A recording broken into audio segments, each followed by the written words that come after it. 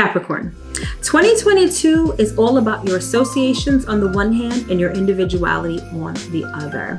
There's going to be a lot of compromise that has to happen this year and a lot of balance, because these two themes are going to be playing out sort of rapid fire style due to the eclipses and the nodes going into your 5th house of Taurus and your 11th house of Scorpio. So this year, you're really going to want to think about what groups you belong to and how you can stand out. If you want to know more, keep watching and I'll explain all about it.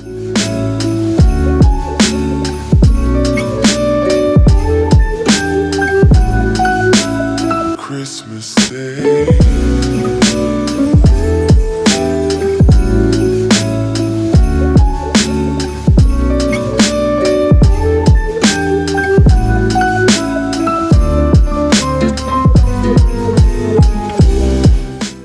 What's up, everybody? It's your girl Mel of Divine Feminine Works, and as always, I hope that this video finds you well and in excellent spirits. If you're new here, welcome. If you're returning, welcome back. This channel is everything tarot, astrology, spirituality, and manifestation. So if those are the things you like, if those are the things you love, if those are the things you want to learn more about, don't forget to hit that subscribe button as well as that notification bell, so you'll always be notified when I come out with new content. And speaking of content, head over to Instagram and follow me over there at Divine Feminine Works. Every day, I've got a whole bunch of content on tarot, astrology, spirituality, and manifestation. All right, so head over there and follow me. All right, so I am so excited to be bringing you this video because this is the video of the year. If you haven't watched any of my other videos, this is the one you definitely want to watch. Actually, this series, because I'm going to be breaking it down by sign, okay? But this is the 2022 astrology forecast. One of my favorite phrases is when you know better, you do better. And if you know what's coming ahead in the coming year, rest assured you're going to be prepared and you're going to know exactly what to do. All right. So without further ado, let's get into it. All right, Capricorn. So for you, 2022 is all about your group identity on the one hand and your personal identity on the other. This year is really going to highlight for you who you associate with, what groups you identify with, who are the like-minded individuals that you commune with on the one hand, and how you feel about yourself, what your heart tells you, your individual identity as it stands apart from the crowd. All right. So let's take the year chronologically and see what's in store for you. We start the year off with Venus retrograde and Pluto in Capricorn. Now, both of these signs, Pluto has been in Capricorn for quite some time, a couple of years actually, give or take. And Venus went retrograde in Capricorn at the end of 2021. But we start the year off with these two planets and their energies because it's actually very important and we're all going to feel it on a very intense sort of level. Now for you, Capricorn is your first house, obviously, because you guys are Capricorn rising. So this is all going down in your house of identity. The first house covers your physical body, your outlook on life, your attitude, how you think. So for you, you're really going to be reevaluating your relationships on a sort of general across the board level, because Venus, long story short, governs love and money. So I feel like this is what you guys are going to have on the brain in January and into February. Retrograde planets are all about rethinking, reevaluating. So you guys are going to be doing a lot of contemplative work at the beginning of the year. And I feel like you're just going to be taking stock of your relationships in general, whether that be your friendships, your family relationships, your romantic relationships, your business relationships, also your money. How does money make you feel? How does it play into your identity? What goals do you have with respect to money? I feel like all of that is going to be up for grabs when Venus is retrograde in Capricorn, definitely during January and into February. With the presence of Pluto in your first house, your way of thinking, your identity, your personal identity, your physical body may be changing in a very transformative sort of way. And this is also going to be applying to your thoughts with the presence of Venus retrograde. All right. So the next thing we have in April, we have the first eclipse of the year, which is a solar eclipse in the sign of Taurus. Solar eclipses are new moons on steroids. So it's really a great time to plant new seeds. Even if you don't plant the seeds, the universe is definitely going to do it for you. So it's a time of newness, of new beginnings, of planting seeds and setting intentions. And for you guys, this is going down in your 5th house of romance, creativity, children, and self-expression. This is the time that you're going to want to start creative endeavors. endeavors. This is the time where you're going to want to perhaps conceive children. This is when you're going to want to start dating if you're single, if you want to get into a romantic relationship. The solar eclipse in April is going to be the time to do that. And you'll also, like I said before, it's a new moon on steroids. And eclipses have a way of either eclipsing things into our lives at the solar eclipse or eclipsing things out of our lives at the lunar eclipse. So pay attention to who actually comes around at the time of the solar eclipse in April, especially if we're talking about romantic relationships, or even if we're talking about creative endeavors. People may be eclipsed into your life to help you with those things. And to be a part of your fun, your enjoyment, and things that make your heart sing, okay? The next thing we have is in May, we have Jupiter entering Aries. Now, this is important because Jupiter is like the most positive planet in our solar system. Everything associated with Jupiter is not only larger than life, but it's also very abundant, prosperous. Jupiter governs good fortune, wealth, all of those stuff, good luck, all of those things are covered by Jupiter. And when Jupiter enters Aries, it's going to be a time of all of those things being like on overdrive, right? And this is going down in your 4th house of home and domestic affairs. So at that time, things at home are going to be actually really good.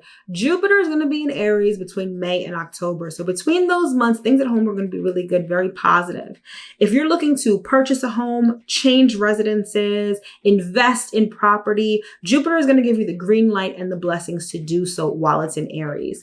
Alternatively, things at home may be very peaceful. Things at home may be prosperous. Basically, your abundance is going to lie at home. Some of you may find that now may be the time to open up a business that you do from home.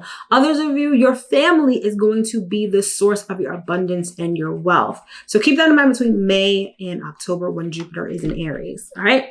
Moving right along, in May, we have the second eclipse of the year, which is a lunar eclipse in the sign of Scorpio.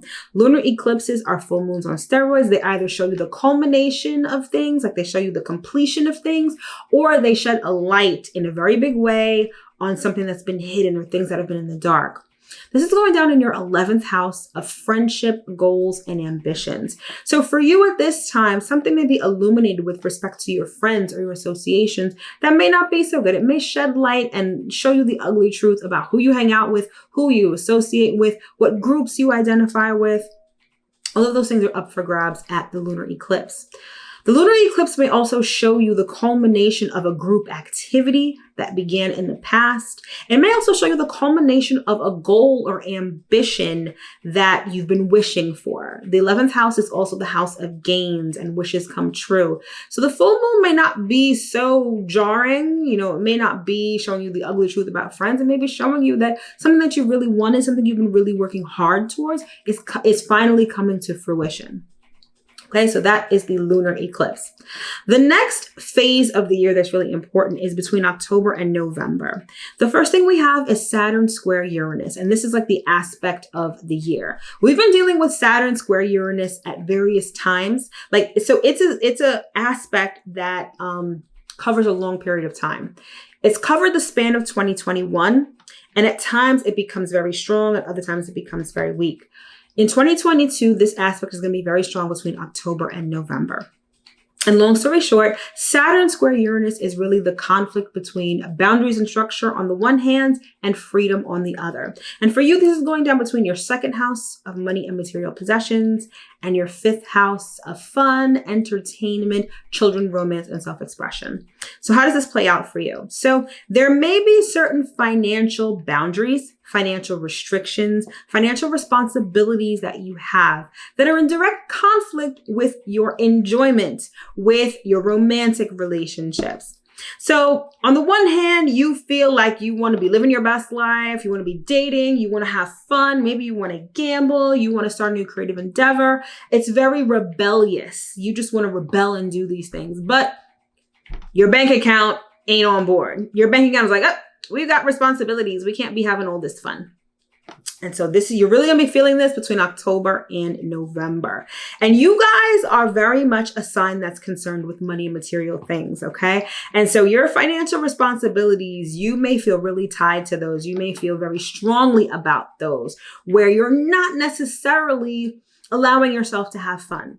So on the one hand, you don't want to forego your responsibilities and just have fun. But on the other hand, you need to have a little fun too. So the best way to sort of work this aspect is to find a healthy compromise. Don't blow all your rent money on gambling or, going out and shit like that. But have some fun in your life. Be creative. Let your heart lead the way for once as opposed to your brain and your wallet. All right. Next up in October, we have Jupiter retrograde in Pisces. So remember I said Jupiter in Aries made things really sweet at home, and that's between May and October. Come October, Jupiter is going to retrograde back into Pisces, and this is your third house of communication and ideas. So at that time, you guys are going to be doing a lot of rethinking, reevaluating. Things in your immediate vicinity are going to be nice. You're going to want to perhaps take some short distance trips, learn some new skills. Jupiter is going to give you the green light and the blessing to do so. Now, Jupiter is not going to be that strong because it's retrograde, but it's still going to give you a little sprinkling of blessings, all right? And that's going to run until the end of the year. All right. Next up in October, we have the third eclipse, which is a partial solar eclipse in the sign of Scorpio, which is your 11th house. All right. So we just had a focus on your 11th house back in May because we had a lunar eclipse at that time. And remember I said this is where you're going to see the ugly truth about your friends or associations, or you're going to see a goal that you really wanted or that you really worked hard for come to fruition. Now at the solar eclipse, now there's going to be some new life breathed into. Did I say that right? I think I did. A breath of fresh air, let's just say that, into your 11th house. So now that you've got this information about your friends and associations, now you can do some new things. Now you know who to not hang out with. So now you can start doing things with people who are more aligned with the way you think or the ideals that you have. Now that a goal that you've wanted has come to completion, now it's time to set another goal. And the solar eclipse is going to be the best time to do that. And again, that's going down in October. Also in October, we have Mars retrograde in Gemini. Mars is the planet of action. Mars wants to take action in a bold and dynamic way. But when Mars is retrograde, Mars doesn't want to do shit. Mars is very lethargic, unmotivated, not driven, just wants to just chill. All right. This is going down in your 6th house of work and health. Mars is going to be retrograde between October and January of 2023. So at the end of 2022, when it comes to work, when it comes to health, you guys aren't going to want to do shit. You guys are going to feel lethargic. You're not going to want to work out. You're not really going to want to get really healthy and be on top of your health. When it comes to work, you're not going to want to do anything. You're going to be unmotivated. When it comes to maybe getting, moving ahead, you're just not going to feel like it. Okay. And so you're going to end 2022 on sort of a quiet note, sort of a lethargic note. But if you rethink those things, if you take the time while Mars is retrograde to rethink your work and health, by the time Mars goes direct in January of 2023, you can hit the ground running and really be successful. All right. And finally, the last event of the year is the last eclipse of the year, which is in November, and it's a lunar eclipse in your 5th house. So the 5th house was highlighted back in April when there was a solar eclipse. So at that time, you started dating, you maybe started something with your kids. Maybe you started conceiving, or you started trying to conceive a child. You started a creative endeavor. And so now with the lunar eclipse is going to show you how far you've come. And it's going to show you the ugly truth, or maybe the truth isn't even ugly. Maybe it's just going to show you the complete truth of your creative endeavor, your relationship with your kids, your romantic partnerships. And whatever is not working, it's going to be eclipsed out of your life, which is going to give you room to have something new and more in alignment with who you are and what you need. All right, so to recap, this year, Capricorn, is all about your associations on the one hand and your individuality on the other. And the best way to make the best use of this year is to have a healthy balance of both. Balance is going to be key this year. All right, my loves, that has been the astro forecast for 2022. I sincerely hope that you were able to glean some information that may be helpful to you in the coming year. As always, it is my pleasure and a privilege to be bringing this information to you. I wish you nothing but the best. I mean, the absolute best for 2022. This is going to be a year to remember, and I sincerely hope that it brings you everything that your heart truly desires. Thank you so much for watching. Don't forget to like, comment, share, and subscribe, and I will see you guys next year. Take care.